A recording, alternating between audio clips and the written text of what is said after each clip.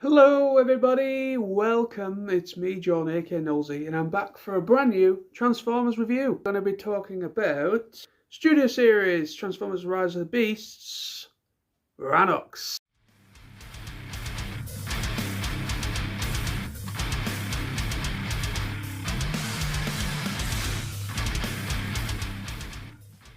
So this big grey thing is Rise of the Beast Rhinox. Yeah, I don't really know what to think of this figure. Picked it up because I wanted a representation of Rhinox alongside the primal figure I've got. I've got two primals for Rise of the Beast. I've got the massive the big ultimate one that they brought out. I also have the YOLO Pack model kit as well. I got this guy, Studio Series. I thought this guy in the box looked better than the other version because there's like two or three different versions of this. But here is Rhinox, and yeah, he's certainly a Rhino, but yeah, it's just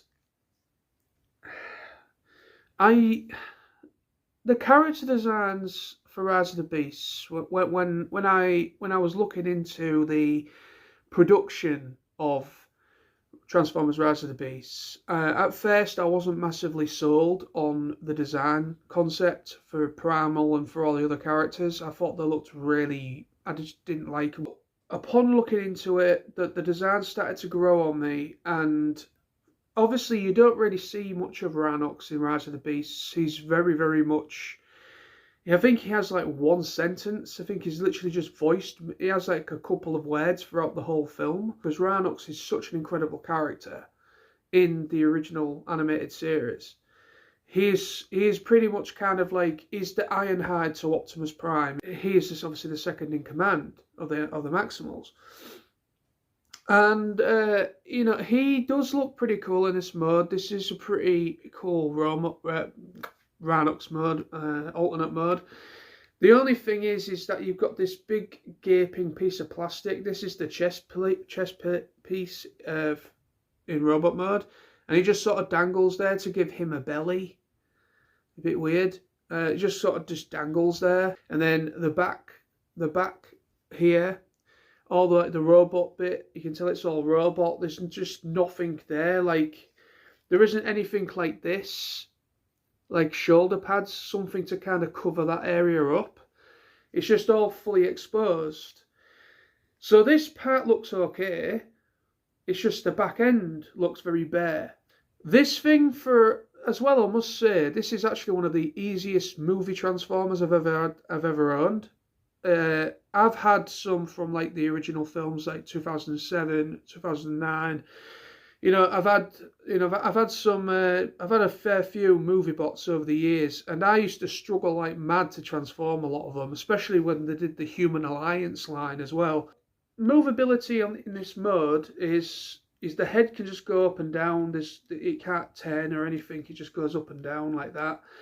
The arms do have, you know, because the arms kind of go in on like a bracket inside the chest, so they literally can't move. The only thing they can do is twist, and the legs, the paw legs, are on a proper rocker. The back legs obviously can fully move because obviously it's just his normal robot mode legs. But that's about it.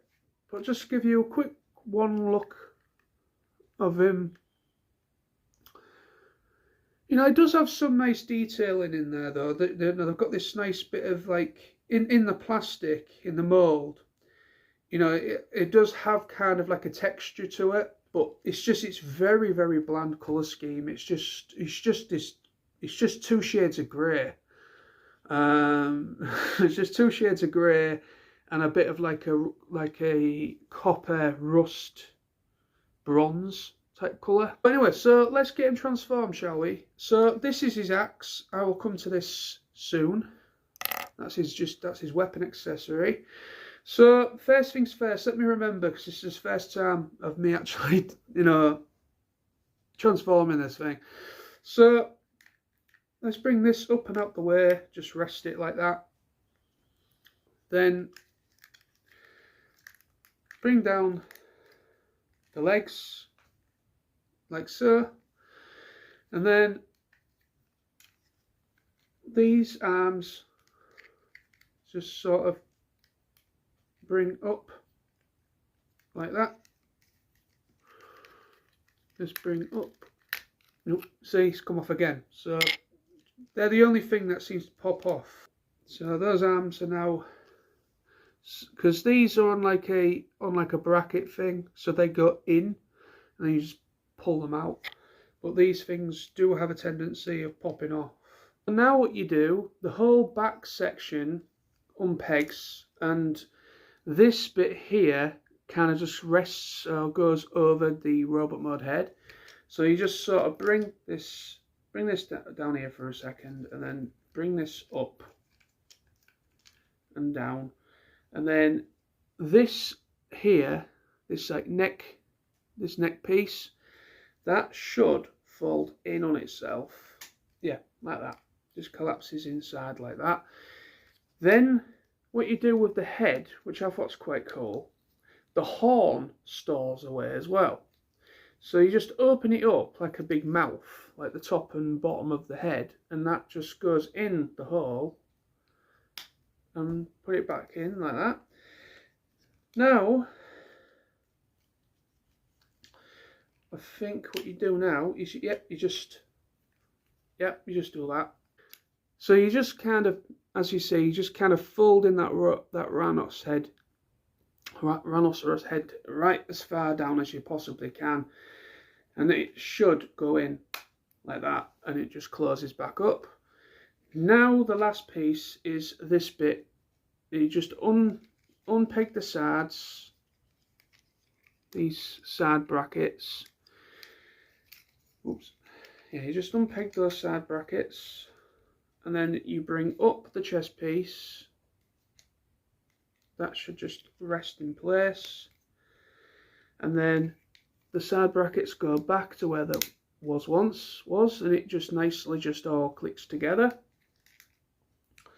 Bring this bit out a little bit. This tail piece just comes down. I think, no, I think it does. Yeah, it does. It stays where I had it. Sorry, that's better. So the tail piece just plugs into place further up. Now, the last piece to do is the arms. So I need to change those again. So this flap at the back, you just bring down, rotate like so, and the fist comes out. Do it again. There we go. Bring the arms, twist them down. Oh, just a minute, I've done something wrong. Just make sure when you do that, there's like two little prongs, two little things that go inside for the arms to keep them in place. So now both the fists are now, it's now robot mode fists. So now all you do is just twist those forearms so that you've got the elbow bend, and that is him completely transformed. Here is Rhinox for Rise of the Beasts in robot mode, and yeah, he's alright. He's alright. He certainly doesn't look that close to the movie. To be honest, you know, I think Primal's the only one that's relatively close. I mean, obviously, you know, from what you see on screen of Rhinox, you know, the head sculpt and everything, you know, it looks alright. It's just, it's very... This is the Takara figure as well. It's Takara's Studio series. So it should be, like, the paint application should be much better. I mean, the application of paint is actually quite nice to a degree, and there is some nice textured detailing in the plastic, which I do appreciate. It's just, it's very bland. You know, I understand as well, you know, with the Maximals in Rise of the Beasts, they were very rustic. You know, they had a very rustic, very old, ancient feel to them, because that's how long they've been on Earth for. They're ancient. They've been there for a long, long time. So, yeah, naturally they're going to pick up some rust or corrosion or whatever, or get older, or wear down their bionic their bionic kind of like structure will start to break down a bit. It's just, yeah, I mean, it's a nice enough figure and all. It's better than the other version of the Rhinox toy that I've seen. It just doesn't do it for me completely 100%. I'm about 50-50 with him, to be honest. I mean, I love the film. I am one of the people that really quite enjoyed Rise of the Beast as a film once I saw it. It still has some problems. I would love to have seen a bit more. Would love to have seen a bit more of this guy in action. I mean, you only really see him in a couple of scenes as a Rhino. You only see him a couple times. I think it was right at the very end, actually, that you see him actually in robot mode. The only two Maximals that spoke the most was Airazor and Primal.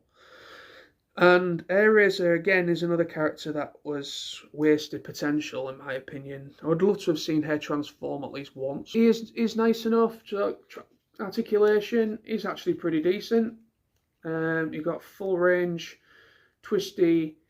That head is on a ball joint. It's very closed in, so it's quite difficult to get your hand in there sometimes. So yeah, you've got 360 swivel of the waist as well. The legs go up to about there, and a decent bend of the knee, foot pivot, and you've also got swivel as well. So there is a nice range of articulation on him, and even though he looks a very rigid, plugged-in figure, he does have quite a lot of movability for him, so you can get some poses out of him at least. So let's bring in then, for the last thing, is this, his mallet hammer thing. So this is kind of how you would plug it in. So on the back, there's this hole on the back, and you're basically either in Rhino mode or even robot mode for a bit of storage. He just simply plugs into there. It actually looks pretty cool, actually, when he's in robot mode. It kind of gives him a bit more definition, I think. But yeah, so that you can just store it on there. So in order for him to hold it, you just simply bring down. I think there we go. Yeah, you just unpeg the staff bit, and you just bring it up like that, and then the hammer is now ready to be used. And it just simply goes into his hand, of course. But let's just have a quick look at it. Again, it has some nice texture, like textured plastic mold on the outside. Some shiny chrome paint on the actual weapon itself, these bits.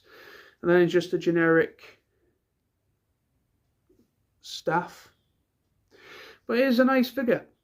It's nice enough. It's it does what it does, and then goes straight into there like that, and he just holds it like so. Just one quick thing, people. I forgot to pull out his horn things at the back. They go inside the back cavity, the back where the Rhino head stores. They just pop in, so they pop out as well to give the full aesthetic look in robot mode. And there we have it. So there's my review on Transformers Rise of the Beasts Rhinox. He is a nice figure. I'm glad I've got him. I only got him because I wanted a representation of Rhinox to go alongside the Primal figure I've got. Like I said, I've only got one of them, but it's the big guy. But I've got the Yellow Park. This guy would actually look quite cool next to the Yellow Park. But I do know Yellow Park do have a model kit as well.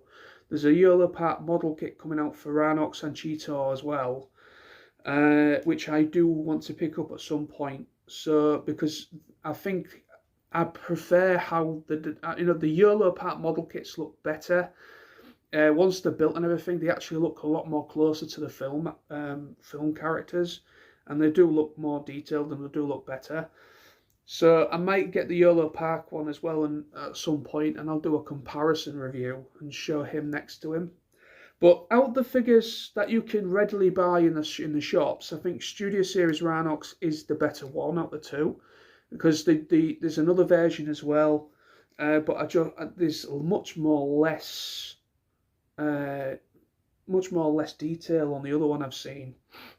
But this one does have some pretty nice detailing in it. I appreciate the texture in the plastic, and then you've got the bits of this like rust copper colour. But yeah, so there we are. Thank you very much for watching. I'll be back with more reviews very, very soon. So take care of yourselves, and I'm back real soon. Bye bye.